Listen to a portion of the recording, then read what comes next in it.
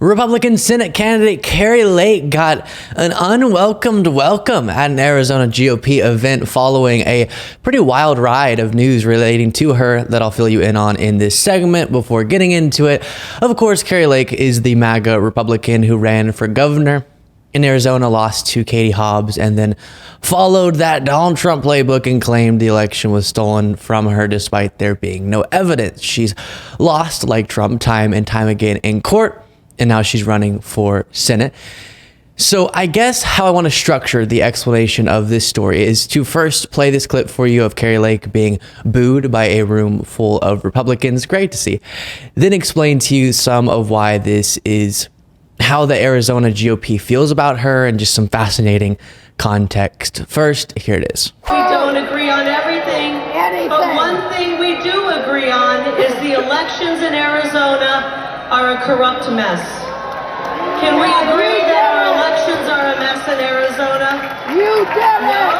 Okay, yes, there we go. And I know that more than anybody. And President Trump knows that more than everybody. This election is about making sure that our elections in 2024 are run fairly, and there's not anybody in the country who's better at that than Gina Svoboda. That is why I endorse her, and President... So first thing I want to do in walking you through the context for this is read some Midas Touch reporting, and stick around for all this because I'm going to give you a sort of interesting element of the leaked recording conversation regarding Kari Lake and Jeff DeWitt that I haven't seen discussed a lot, and it relates to Kari Lake accidentally humiliating herself also. But first, Arizona State GOP Chair Jeff DeWitt resigned earlier this week after Kari Lake released recordings that we'll listen to that she secretly made of him attempting to persuade her not to run for Senate in exchange for millions of dollars. Lake took the stage today to nominate his successor and was loudly booed and heckled by 80% of the large crowd in attendance. Lake seemed shocked by the reaction. Lake's poll numbers haven't been great after she was sued for defamation by a Republican election official for claiming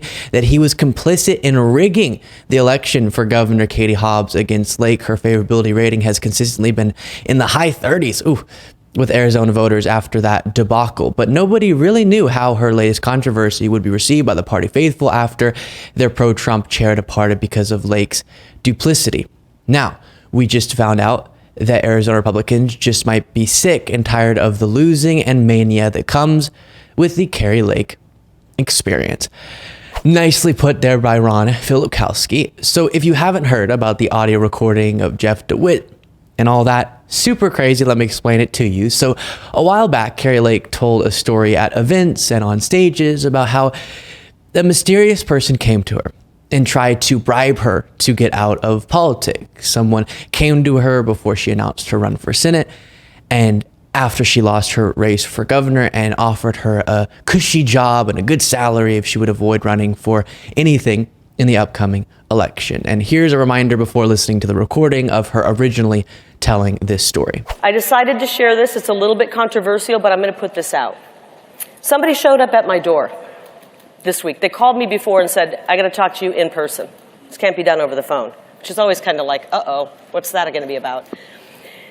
They came to my door and they tried to bribe me out of getting out of politics. It's really happened. I'm telling you this because this is how disgusting politics is. A mom who runs for office and they're afraid of me, they tried to bribe me with a job title, with a huge salary, a position on a board. This is how they do it. And I said, are you kidding me? I walked away from a big job and a big salary. I'm not motivated by that stuff, guys. I'm not. And I'm going to be fully and completely transparent. As the imperfect person that I am, when I covered her saying that, I didn't believe it. Now, I think I had reason to doubt everything that comes out of her mouth, but I didn't. And listen, her story wasn't completely fabricated like her election lies. And so that, I guess I will give her credit for, because she dropped the audio recording of this incident. And the funny thing is, she did very notably leave out of these stories that it was a Republican begging her not to run again, which is sort of hilarious given the implications of that. But before diving into how this reflects sort of poorly on Kari Lake too, here is the audio recording. Is there a number at which I can be bought? not be bought? That's what it's about. You can take a pause for a couple years. No. And then go right back to what you're doing. No. 10 million, 20 million, 30, no. A billion, no. Okay, so even though Kari Lake is a dangerous anti-democratic figure, the guy, the GOP chair, Jeff DeWitt, is obviously genuinely being exposed in that audio, and he did resign, he should have, and he was caught red-handed there. Pretty crazy situation. But here's what I also find hilarious, and maybe what Kari Lake doesn't really perceive this as. She purposefully left out of her original tellings of this story that it was a Republican asking her not to run. And the reason is because then you can connect the dots, right? The powerful people asked her, or asked the GOP chair, I should say, to convince Kari Lake not to run, because if she did, they knew she'd probably lose. That's the devastating part of all this for her, how it reflects on her. The story was better for Kari Lake's audience when they could perceive it as a powerful Democrat or something, so afraid of Kari Lake that they're trying to bribe her to stay out of politics. But instead, it's the guy who is quite literally in charge of getting Republicans elected in the state of Arizona that's doing that, which is proof that Republicans know what we should all know. Election denying, far-right extremism, those things are not good for the GOP's electoral chances. And this is something we've seen across the country. MAGA is causing Republicans to lose races they could otherwise win. Kari Lake is an example of that very phenomenon with her loss to Katie Hobbs. And the GOP establishment is probably pretty annoyed by that. So then one of the members of the GOP establishment, Jeff DeWitt, decided to take the insane step of trying to offer her essentially a payoff in the form of a job and salary to stay out of politics so that Republicans can have a shot at winning in Arizona. Not exactly the story I think Kari Lake thinks she's revealing when she touts this, that she's such a loser they wanted to pay her off not to run, but okay. She wants people, of course, to think the powerful elites are just so afraid of her because she's speaking the truth and she could defeat any Democrat even though she lost to one, but it was stolen. Not so much. And actually, one part of the audio that's getting played less reveals Kari Lake knows this is about Republicans so afraid she's going to lose the race for them and potentially be the reason Democrats keep the majority in the Senate, hopefully. But they're willing to put their money where their mouth is in a big way. So, this conversation never happened. This is crazy, though. They should want me. I'm a great candidate. People love me. These people are corrupt. So she says there, they should want me, I'm a great candidate, meaning she knows this is about her being such an electoral loser, at least in the minds of powerful Republicans, that they're willing to take that bonkers action that we just listened to. Now, this reality that Republicans have lost races they otherwise would have won or could have won because they're election deniers, super radical, is something anti-Trump Republican Tim Miller also noticed and tried to explain this to Kari Lake's face in a clip we've watched before, but it's such a funny interaction, so here it is again.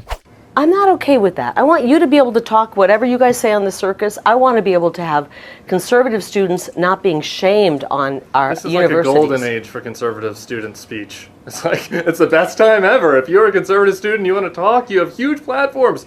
I went to watch you speak at Turning Point USA. All these kids have huge audiences that come to see them, and that's great, that's fine. They're all speaking. Their speech isn't as a threat. There weren't any cops coming to shut down the Turning Point USA thing. But here's the thing. You say you care about the fentanyl crisis and our kids. I care deeply. Okay, right. So if you care so deeply about this, couldn't you actually do something about it if you stopped the bullshit about the last election? If you had just acknowledged that Trump had lost and acknowledged that you had lost, you'd probably be in good shape to do something.